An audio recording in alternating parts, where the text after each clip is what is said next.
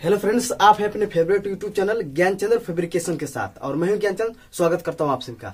Friends, इससे पहले मैंने कल एक वीडियो डाला था तो जिसमें मैंने आपको बताया था कि यदि आप वेल्डिंग का काम करते हैं, अगर उसमें डर लगता है तो आप जो है किस तरह से उस काम को करेंगे। तो फ्रेंड्स, उम्मीद करता हूं कि उस वीडियो को देखने के बाद जितने लोगों को अब तक इस काम को करने से डर लगता था, अब उनका डर दूर हो चुका होगा। तो फ्रेंड्स, अगर आपका डर दूर हो गया तो अब मैं अपने काम को आगे बढ़ाता हूं, यानी कि इस वीडियो में अब मैं आपको ये बताऊंगा कि आप जो है काम की शुरुआत किस तरह से करेंगे। फ्रेंड्स, आप जो है अगर अपने अंदर के डर को निकाल देते हैं तो समझिए कि आप किसी भी काम को करने के लिए 1-2% नहीं बल्कि पूरे के पूरे 100% सक्षम हो जाते हैं। मतलब उस काम को करने के लिए आप पूरी तरह से तैयार हैं। तो फ्रेंड्स, इस वीडियो के माध्यम से अब मैं आपको बताऊंगा कि जब आप वेल्डिंग का काम करेंगे तो किस तरह से काम शुरू करेंगे। तो सपोज दैट सबसे पहले फ्रेंड्स मैं आपको ये बताऊंगा कि अगर आपको ग्राइंडर बिल्कुल चलाना नहीं आता या फिर आप एकदम बिगिनर है तो मैं एकदम शुरू से आपको बताता हूँ। एकदम जैसे कि अगर आप बिगिनर है तो शुरू में आप जो है कौन सा काम पहले करेंगे और उसे किस तरह से करेंगे। तो फ्रेंड्स, सबसे पहले जो है आप ग्राइंडर का काम कीजिए, मतलब ग्राइंडिंग का काम। तो अब ग्राइंडिंग में प्रश्न ये उठता है कि सबसे पहले मैं क्या करूं, कि जैसे कि मुझे तो चूंकि ग्राइंडर का काम आता ही नहीं है, एकदम मैंने ग्राइंडर कभी छुआ ही नहीं है, तो शुरू में ऐसा काम क्या करूं कि मुझे जो है किसी भी प्रकार की दिक्कत ना हो और मैं ग्राइंडर चलाना अच्छी तरह से सीख भी जाऊं।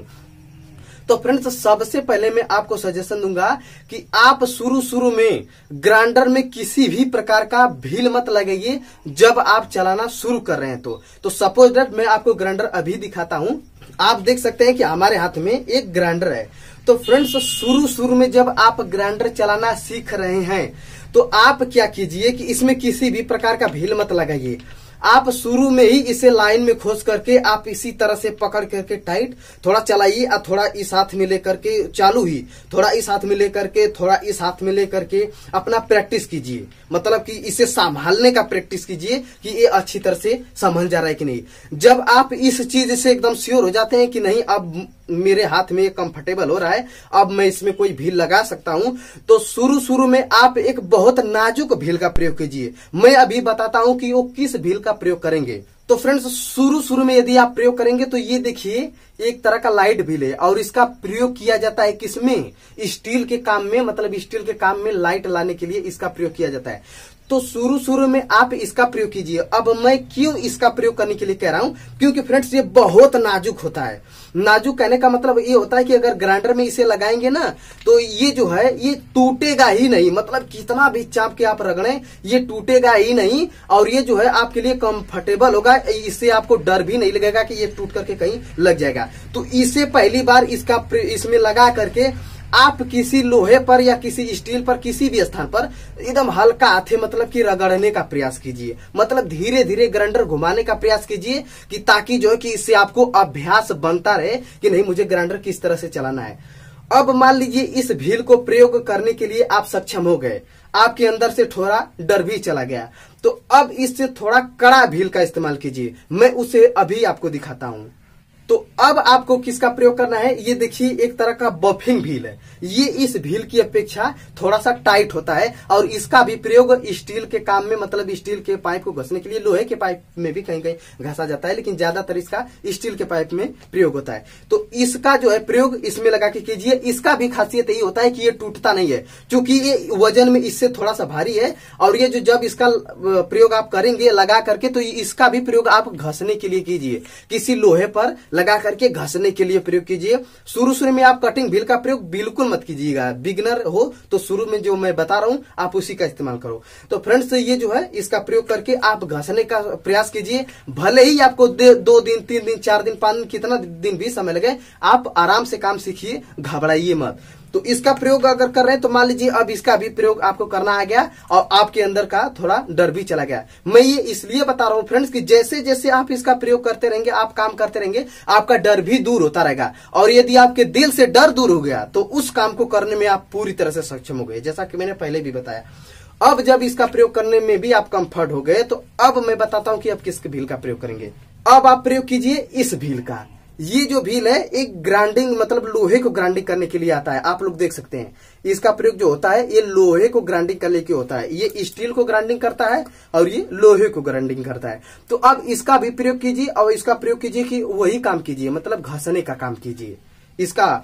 फिर जब इन सभी चीजों से आप पूरी तरह से कंफर्ट हो जाते हैं, आपके दिल से डर दूर हो जाता है ग्राइंडर का यूज करने का, तो अब लास्ट में आप प्रयोग कीजिए किसका, कटिंग व्हील का। वो भी मैं अभी आपको दिखाता हूँ। ये देखिए ये होता है कटिंग व्हील, और यही व्हील लगा था जब शुरू में मैं ग्राइंडर चालू किया था, जब मेरे पैरों के पास गिरा था ना, तो यही व्हील लगा था। तो यही मैं आपको सजेशन दूंगा कि शुरू में आप ऐसा मत कीजिए, आप शुरू में नाजुक से ही इस्तेमाल कीजिए।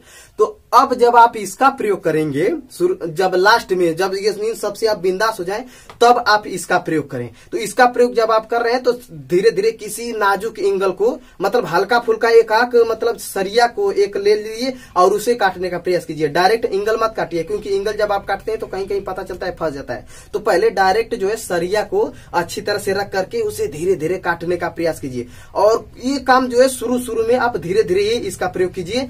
अब होगा क्या कि आप ये जैसे ही 1 हफ्ता 2 हफ्ता इसका इस्तेमाल कर लेंगे ना, तो आप पूरी तरह से बिंदास हो जाएंगे। मतलब कि ग्राइंडर कैसे चलाएं इसके लिए आप पूरी तरह से कंफर्म हो जाएंगे और किसी भी प्रकार की कोई दिक्कत नहीं होगी। तो यही तरीका है ग्राइंडर सीखने का, मतलब शुरू में ग्राइंडर सीखने का यही तरीका है। तो चलिए अब आपने ग्राइंडर चलाना सीख लिया, तो अब वेल्डिंग के काम में बढ़ते हैं, क्योंकि आपको डर भी लगता है ना कि नहीं मेरी अखियां खराब हो जाएगी। तो अब मैं अभी आपको बताता हूं कि शुरू में आप क्या प्रयोग करेंगे। कि थोड़ा सा जैसे कि हाँ शुरू में लाइट थोड़ा बहुत तो लगेगी, लेकिन जैसे कि मुझे बहुत ज्यादा लगती थी क्योंकि मैं चमकीली चश्मा से प्रयोग करता था। लेकिन मैं एक उपाय बताता हूं कि अगर शुरू में आप वेल्डिंग का काम करते हैं तो आप किस कांच का प्रयोग करेंगे कि आपको वेल्डिंग लगने की उतनी ज्यादा समस्या से जैसे कि सामना नहीं करना पड़ेगा। ये मेरे कहने का मतलब है। तो चलिए इसे मैं रख देता हूं नीचे और मैं अभी आपको बताता हूं। तो फ्रेंड्स यदि शुरू में आप जैसे कि अगर वेल्डिंग का काम करते हैं तो मैं आपको सजेशन दूंगा कि आप जो है इस कांच का प्रयोग करें। ये कांच के यही खासियत होता है फ्रेंड्स कि जब इसे आप लगा करके वेल्डिंग करेंगे ना, तो इसमें से एकदम जैसे उधर से जो वेल्डिंग आएगी ना एकदम दिए की तरह लगेगी। जैसे दिया की लौ नहीं जलती है, बल्कि उससे भी कम नजर आता है, इतना कम नजर आता है। मतलब इसका यही खासियत है। क्योंकि मैं शुरू में जब वेल्डिंग कर रहा था तो इसका मुझे पता ही नहीं था, और मैं चमकीला जैसे पारदर्शी चश्मा से करता था, तो उसमें जब चमक आती थी तो ज्यादा लाइट लगती थी। लेकिन फ्रेंड्स मैं आपको सजेशन दूंगा कि आप जब शुरू में करें ना तो इसी का आदत डाल लें। अगर आप शुरू में इसी का आदत डाल लेंगे ना, तो जितना मुझे लाइट लगती थी, हफ्ता में 1 बार 2 बार लग जाया करती थी, तो आप अगर महीना भर भी करेंगे ना तब भी आपको लाइट नहीं लगेगी। हाँ शुरू में थोड़ा सा इसका प्रयोग करने में अनुभव नहीं रहता है, तो दिक्कत क्या होता है कि जब हम इसे लगाते हैं और राड को छुआते हैं तो पता चलता है कि हमें ये अनुभव नहीं रहता कि राड जैसे लोहे की कितना नजदीक है कितना दूर है। पता चलता है जब हम हटाते हैं और पता चलता है वो राड अगर उसमें सट जाता है तो तुरंत जैसे उसकी चमक आंख में आ जाती है। तो शुरू में अगर अनुभव नहीं रहेगा तो हो सकता है कि 10 दिन 20 दिन 25 दिन या फिर 1 महीना मान के चलो, 1 महीना तक आपको कोई दिक्कत हो सकती है इसका इस्तेमाल करने में। लेकिन शुरू में जब आप इसका आदत डाल लेंगे ना तो वेल्डिंग करने में कोई दिक्कत नहीं होगी और आपको लाइट एकदम 1% भी नहीं लगेगी। और आज मैं इसे जैसे कि 3-4 साल से इसका इस्तेमाल कर रहा हूं।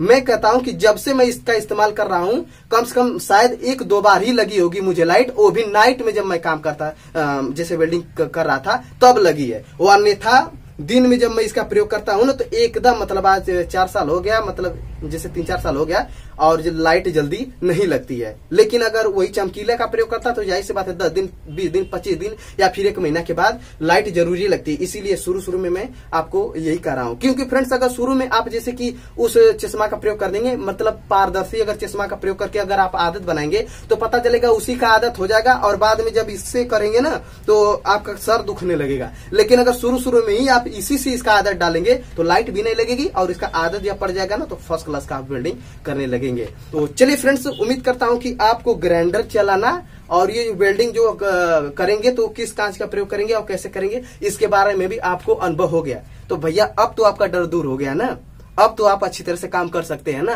तो ठीक है, अब आप अपने काम में आगे बढ़िए और मैं ईश्वर से यही प्रार्थना करूंगा कि आप जिंदगी में बहुत तरक्की करें। तो कैसा लगा ये वीडियो? उम्मीद करता हूं कि ये वीडियो आपको बहुत अच्छी लगेगी। वीडियो अच्छी लगी तो लाइक कीजिए, चैनल पर नए तो सब्सक्राइब कीजिए।